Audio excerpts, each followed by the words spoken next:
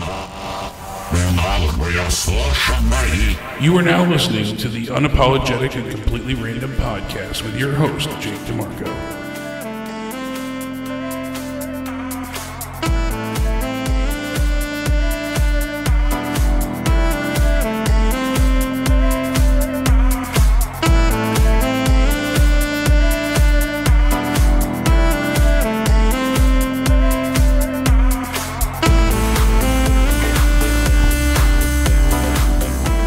What's going on, ladies and gents? Jake, aka Countdown Ended, coming back to you once again with the Unapologetic and Completely Random Podcast. I'm joined again by my lovely co-host, my better half, the one and only Courtney. Want to say hello to the people, Courtney? That's right, better half it is. Hello, everybody. We're here on this wonderful afternoon to go ahead and bring you our first full episode of the UCR podcast. After we got some great feedback and even a couple of questions submitted from viewers, we appreciate that. Though they were anonymous, we'll talk about those in a little bit. We kind of listened to feedback, see what you guys wanted us to discuss, things you wanted to see from us in the future. And the most requested thing was, to Courtney's dismay, too spooky, as I'm calling it, but basically a paranormal themed episode. A little late for Halloween, unfortunately, but there's better late than never when it comes to the paranormal and the afterlife. So going with our themes and kind of what we developed the first time, I'm not here to gross you out entirely, but I wanted to bring up some of the weird news that I found throughout the week so far, just some things to lighten up the mood. Go ahead and, it makes me laugh in the process, but I found this one, and I thought it was kind of interesting here. A man has a 12-centimeter flesh-eating tapeworm removed, which had been eating his brain for over 15 years. So, come to find out here, he back in, I want to say almost 2007, it says, this gentleman had, continued to suffer different symptoms. He had head pain and had seen a bunch of specialists, but to no avail did they ever figure out what was bothering him. As time went on, they went ahead and they treated him for a malignant brain tumor, and unfortunately that was not the cause. His health continued to worsen. He suffered seizures, blackouts, and just severe head pain. Well, in 2018, last year, doctors discovered that a tapeworm, big one too, was living in his brain.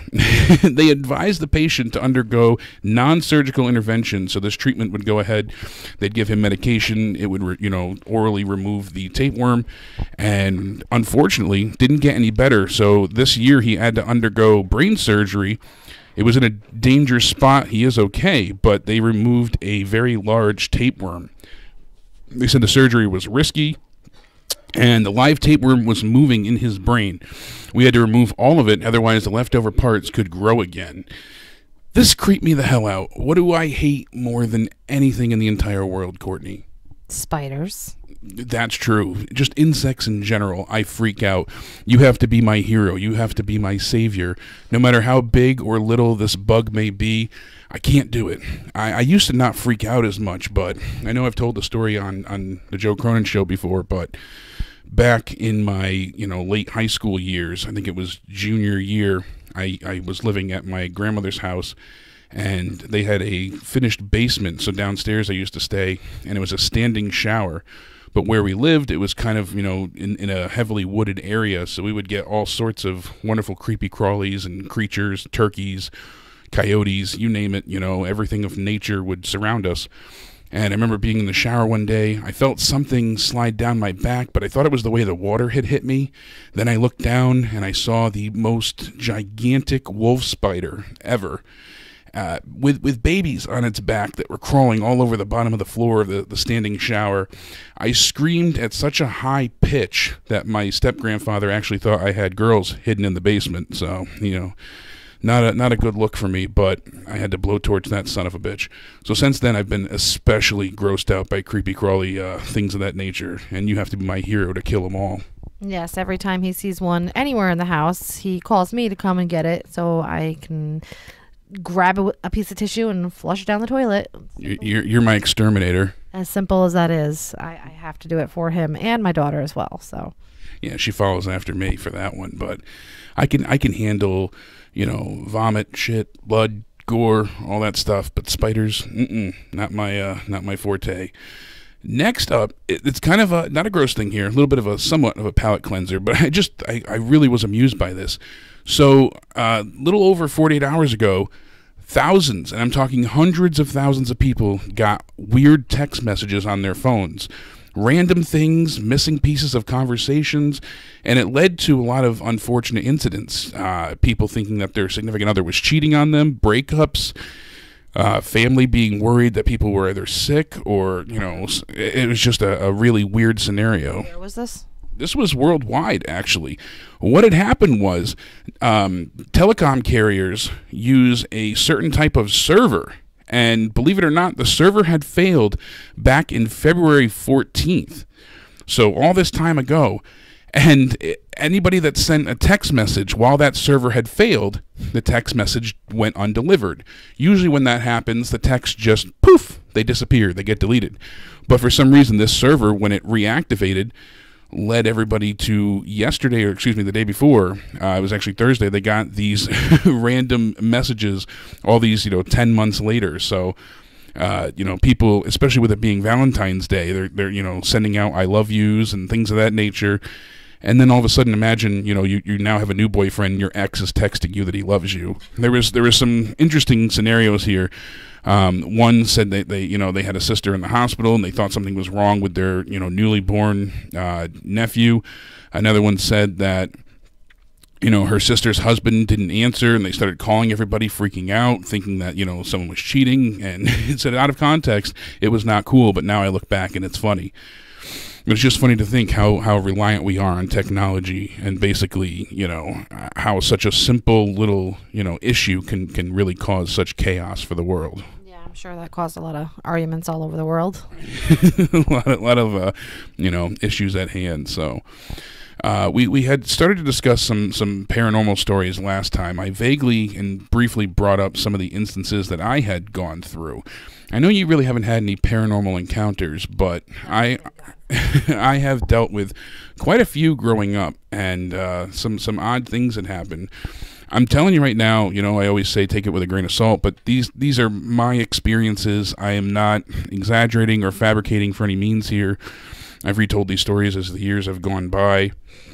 I know people have their own beliefs, and I'm not even really sure what I believe, but it is certainly interesting to kind of look back and recant some of these tales.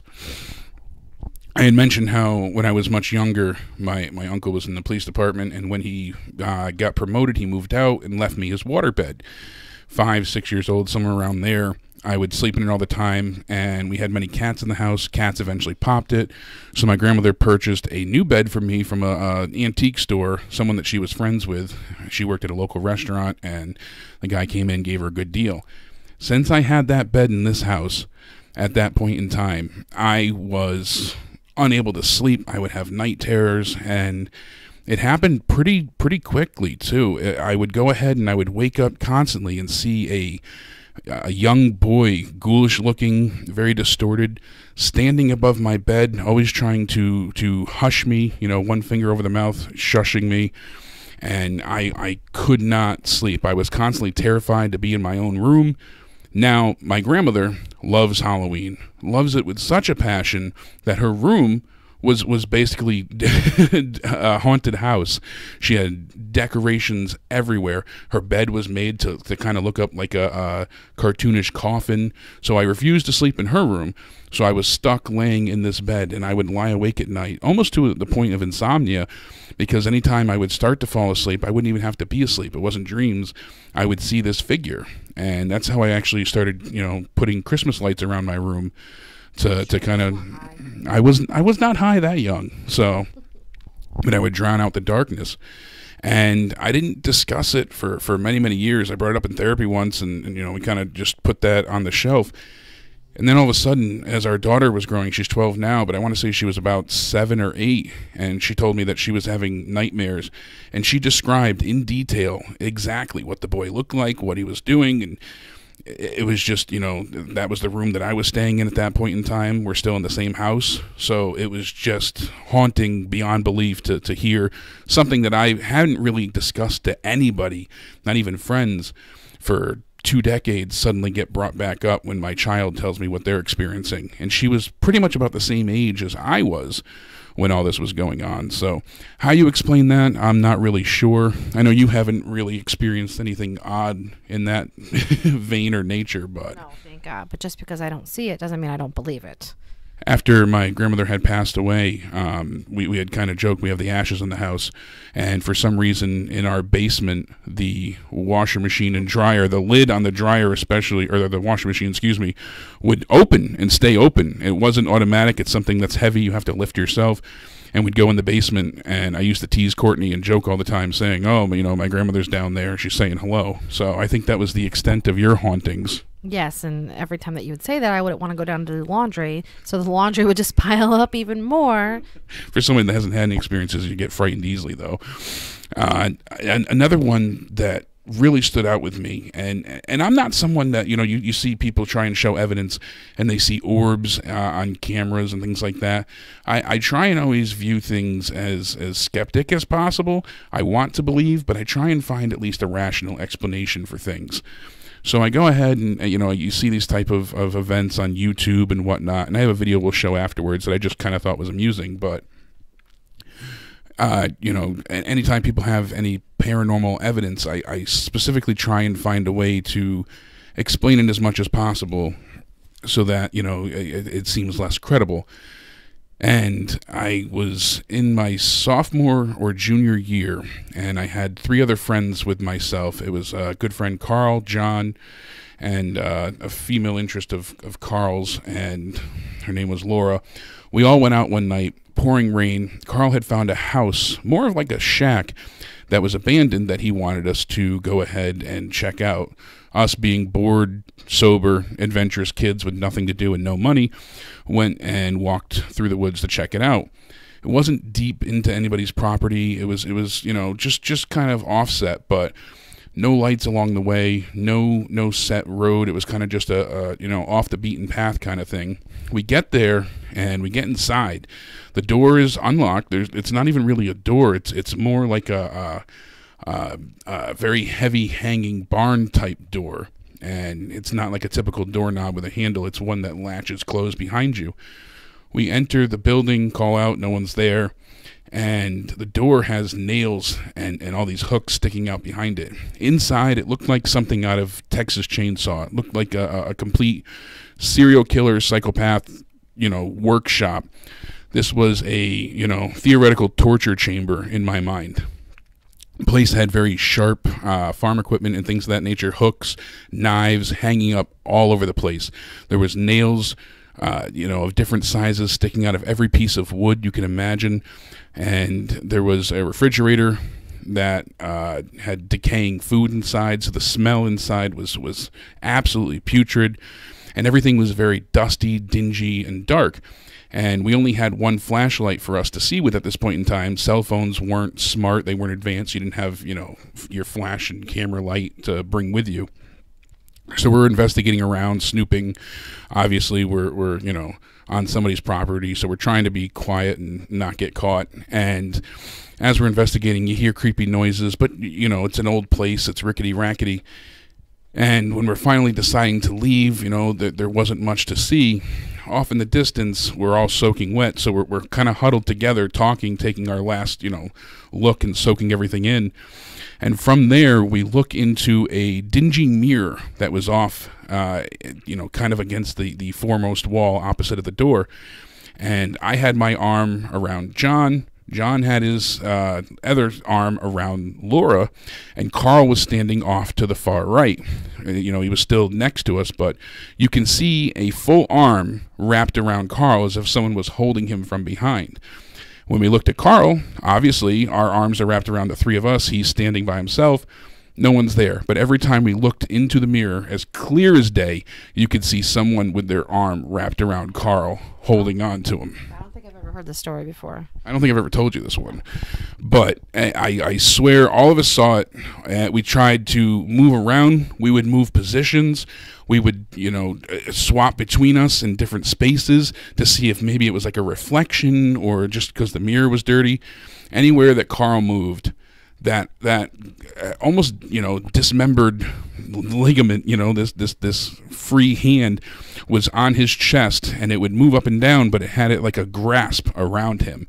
Then suddenly, when he got closer to the mirror, he could see his shirt kind of start to get pulled, and then we booked out of there and took off. Booked out of there probably when I saw the arm to begin with. Why keep switching positions and keep testing it out?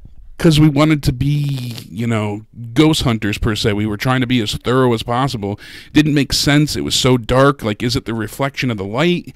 Is our reflection from, some of like the silverware and things like that was dingy, but, like polished silver off to the side, reflected. Like, we tried to find any way to prove that it wasn't paranormal, but I still have no explanation for that one. Nope, absolutely not. And finally, I also, being a young child, same time the paranormal incidents are happening in my room, my neighbor, she's a few years older, she and her sister, one of several siblings that she had, would always play with a Ouija board outside. Oh, absolutely not. No Ouija boards are ever allowed in this house. So her and her sister would, it wouldn't even be late at night. They'd do it throughout all hours of the day, but they would use this board constantly one summer. And it became kind of like a running joke for them. And, no, I didn't move it. No, you did, and they'd play with the board. Well, one night she was using the board by herself. Her sister comes out, and I'm sitting on my back porch, which is not a great distance away, but enough where I can still see them, but not, be in the conversation. I'm kind of eavesdropping, per se. And I kid you not, don't know why, don't know what happened, but the Ouija board actually caught on fire. And from there, they never touched the thing again. And to this day, she still swears that, it wasn't a prank. They didn't screw with anything. I remember her freaking out. Her hand got burnt. And Jody, still says that she never touched the thing, in the sense of like anything that would have, there was no cigarettes, there was no, so I don't know how to prove that one, but that is a sight that stays with me. Certainly, something pretty freaky. Yeah, exactly. Like I said, no Ouija boards are ever allowed in this house. Just stories that I hear from other people is enough to make me scared enough, even though I've never experienced anything. Either people are really good at telling stories and they're not true, or it's just maybe I'm just not lucky enough to ever experience anything like that. Well, hopefully luck remains on your side. So, again, kind of keeping with the theme here, these are some different incidents that people had here. This guy says it's a haunted hotel, and you can see the top there moves as, you can see the whole ceiling just goes ahead and moves. And I thought that was, at first it was like, oh, wow, how creepy is that?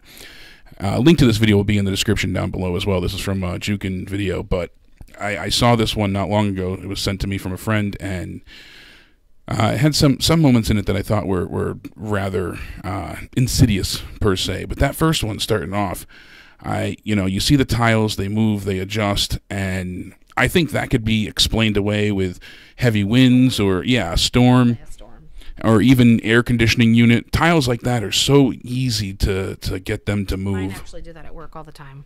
Yeah, see, so it's not something that's it's too paranormal to me. But this one is the one that I wanted to show you, the next one up. It's a baby on its monitor, the nanny cam, and crying out for mommy, and all of a sudden it gets to the edge and manages to stand perfectly still.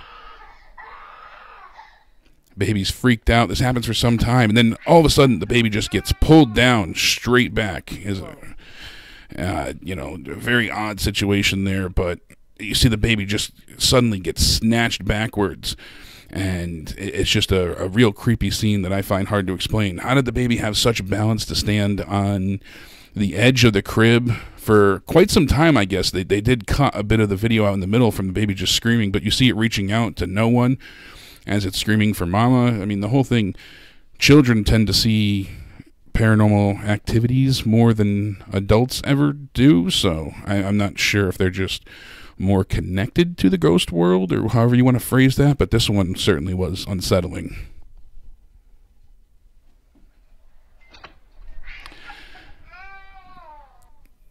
Next up, this one kind of reminiscent of Paranormal Activity. These things are easy to fake, but makes you wonder. The door creeps open, and then you can see the sheets start to get pulled away from her, and it moves just enough. She notices something, she shoots up, and these things always make me wonder, like, why are they filming themselves at night? Why are they? Is there something that I wish we had more backstory, but immediately she turns on the lights. And the lights turn off on their own again. It kind of freaks her out. This one is just someone with an animatronic scary bear, but look at that thing. It's disturbing. Yeah, right? This one says definitely a ghost. I think this is someone just really sucks at home remodel and probably never repaired the roof and rained a lot. And talk about a shitty situation. That would really suck. I told you. I told you it's a ghost, yeah. Now this, some people, they go nuts with wires and traps, but this is such a simple haunt per se. I'm going to pause it there. You notice that the cabinet flies open pretty rapidly, and then all of a sudden one glass flies out and smashes to the ground. This could be done with fishing lines and things, but to see some things move on their own, I mean, I've spoken to people that have had this happen in front of them. It certainly is an odd scenario. So I mean, anything is possible, that's for sure. In order to set something up like that, in order to have that time, why would you? Because people want to go ahead and they want to, present the illusion that it's haunted. That's getting them viral, gets them clicks. Now, this one was popular, I want to say, like 3 years ago. People were going nuts about this, the way the swing set was going. And I remember a few different weather experts and neurologists actually came to explain the way the wind had created almost like a vortex caused this swing to move. But I remember that being on every, late night and morning news show at that point in time. And I felt like that one was not that haunting. It was pretty self-explanatory. Next up, this one's pretty creepy. This person's working on their swing for golf, and they're filming it to go ahead and continually practice. And I'll show you the events as they unfold. No, you cocked your wrist too much. Do it again. Slow. So they wind up. They're getting tips from someone off camera. She says, how's that? And the front door swings open. And the way that it swings open, I mean, we can't see anybody to the right that would have pushed the door, but you would have seen a hand there.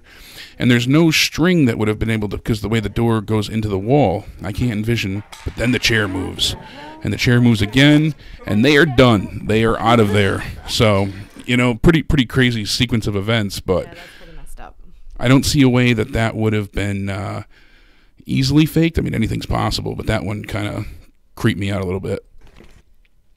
This one just made me chuckle. When it comes to electronic devices, like I said before, EVP, electronic voice phenomenon, when people record and you hear distorted things, there have been some instances, where you watch ghost hunters and whatnot, and they record things, and it's hard to prove, but you see the calculator just kind of going off on its own there. It's punching up different numbers, and it is definitely, they claim a ghost accountant. So I don't know what's so crazy about that. The ghost just wants to make your books even.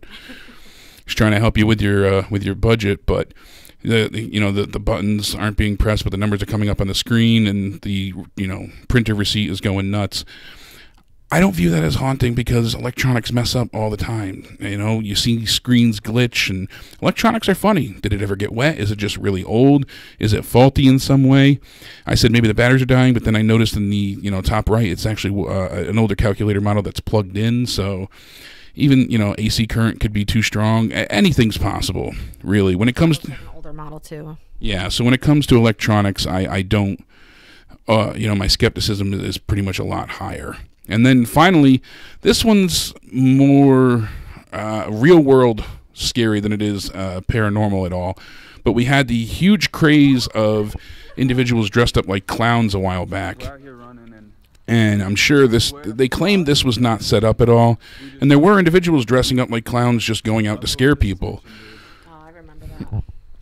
But I don't know why people would even attempt to approach situations like this. I would stay as far away as possible. And, if I saw a creepy clown walking on a trail path bridge, of all places, you wouldn't catch me anywhere near there. Especially if I got to run away, I know I'm dead. My big ass is not running anywhere fast. Have you heard about all this shit? People out about this? He's like, why are you dressed like a clown? You got everybody freaking out about this. And, you know, you're trying to be a tough ass. I think it's time to haul. It's time to get the fuck out of there. Get the hell out of Dodge. So like I said, just some, you know, crazy, you know, things on there. I don't think any, you know, definitive proof has been found yet as far as paranormal evidence goes, but I would love to hear some viewer submitted stories, and eventually we want to do the podcast live so we have some people call in and share their experiences as well. So if you'd like to, we'd love to hear from you. Go ahead and in the comments section down below, or again on Twitter, you can reach me at CountdownEnded.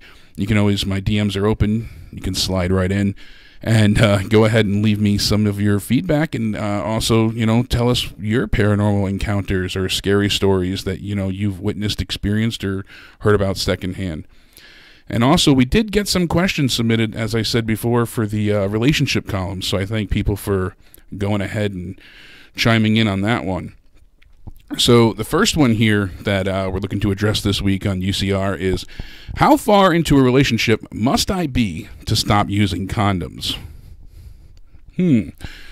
I'll jump in to start here. I say, you know, there's no time frame you can put on it. If you're having safe sex, it's always important to remain that way.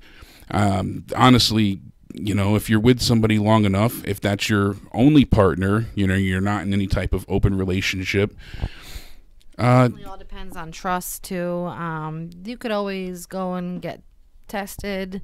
Both of you go at the same time. That always makes things a little bit easier, too. It's good to get tested regularly anyways. If you haven't been tested before, make sure you do so. You know, there's nothing to hide from.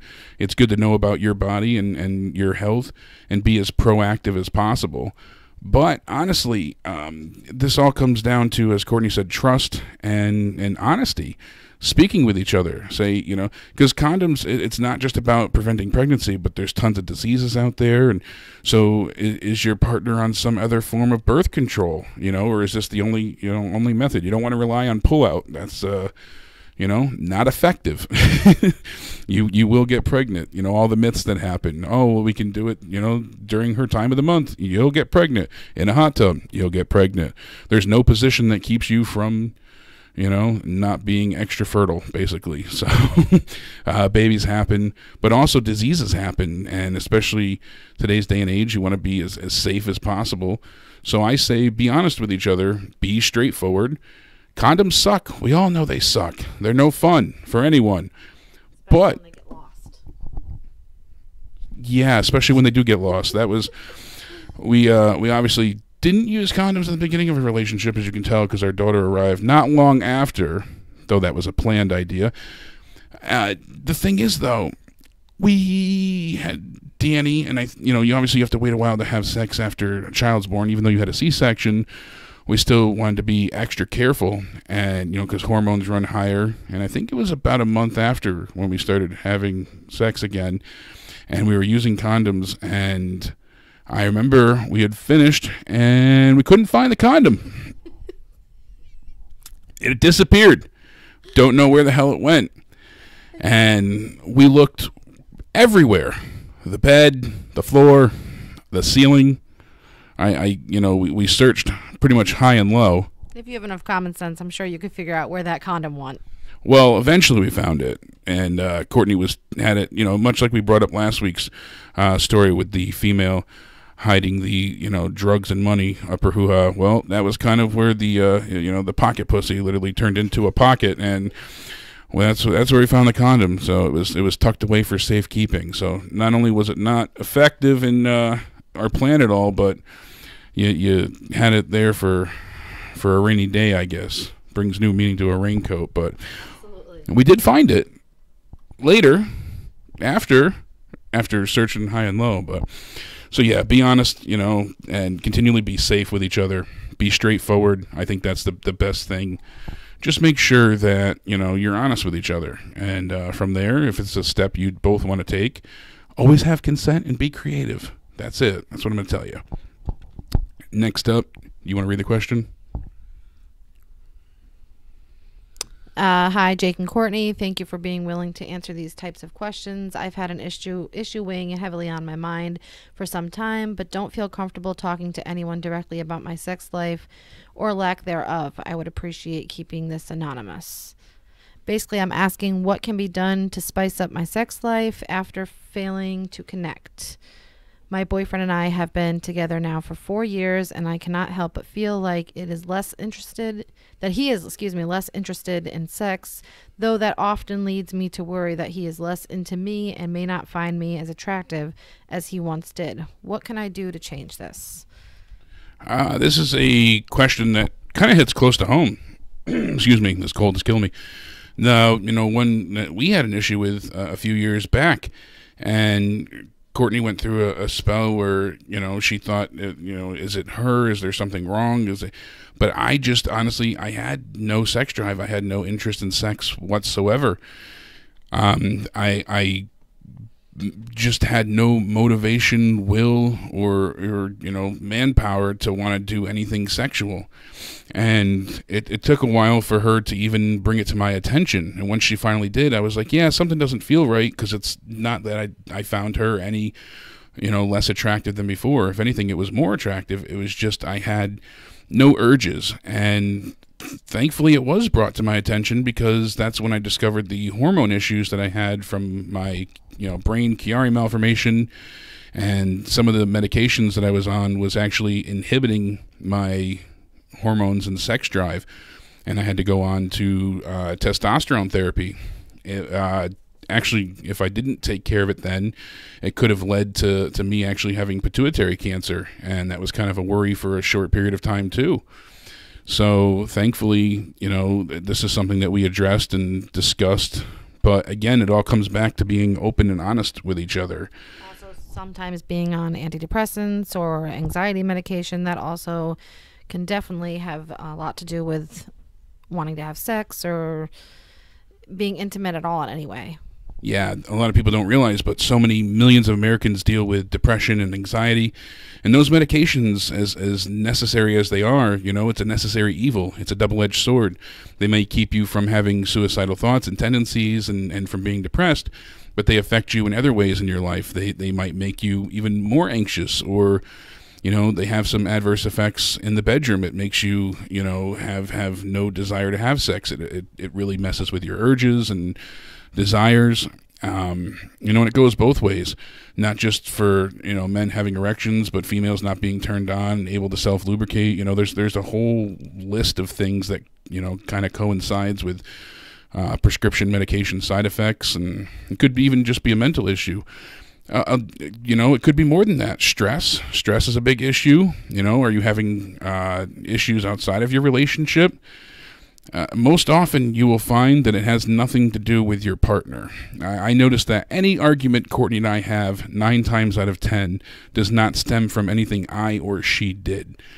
Honestly, I think it all kind of correlates to I'm stressed about X, Y, or Z, or she's, frustrated and agitated over A, B, and C, and we unfortunately take it out on each other, and eventually we can realize, hey, I'm not mad at you, you're not mad at me, we just needed to vent. So something stupid will cause one of us to blow up, and then from there you have this full-blown argument that could have been avoided.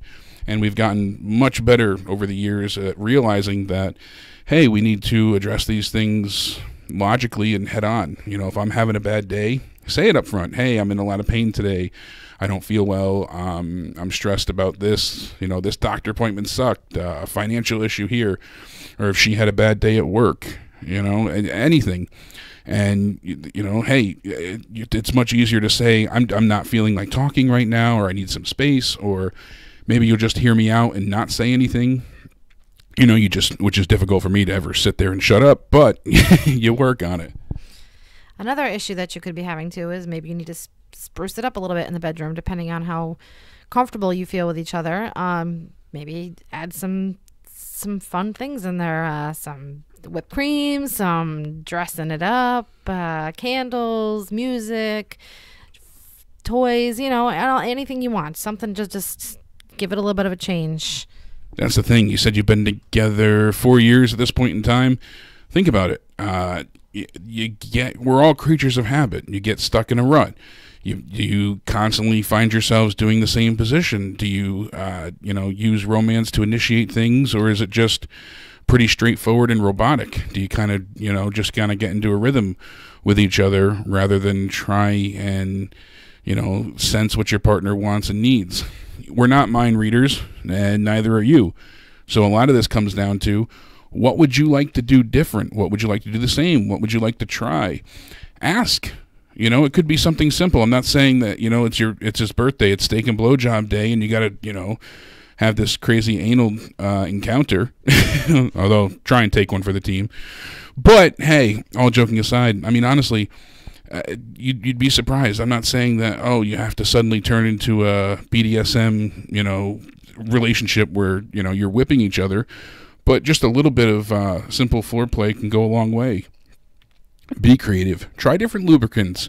Bring in some form of toys, handcuffs. You don't even have to be dirty. It could just be a different position that he wants to try. Or, she could want some extra kissing or, slap on the ass, pull some hair. It has to be what your partner is comfortable with. You might be doing something that they don't like, and they're just uncomfortable to tell you because they don't want to make you upset or feel like you're doing something wrong. And you definitely don't want to discuss it in the heat of the moment in the bedroom, but maybe over dinner or, a night that you have some time to yourself. And then actually, like Jake said, you got to actually discuss it and talk about it, because it will change things and it'll make things a lot better for you. That was, a benefit of ours, that we were able to talk to each other and, find out what the other person liked and things that we wanted to try. And it goes a long way in keeping your relationship strong. Honesty and being open and willing to talk really makes commitment that much easier. So we appreciate these great questions. If you guys have any more things you want to have us haphazardly give advice about in the future, again, you can submit it anonymously through my Twitter if you'd like, or you can go ahead and leave a comment down below if you're more open about it, and we will go ahead and address it in the next episode. So again, anything else you guys want us to cover going forward, we appreciate it. Let us know. Thank you again for tuning in to our full episode on the UCR podcast. And as always, stay sexy and have a great day. Have a great day, everybody. Thank you.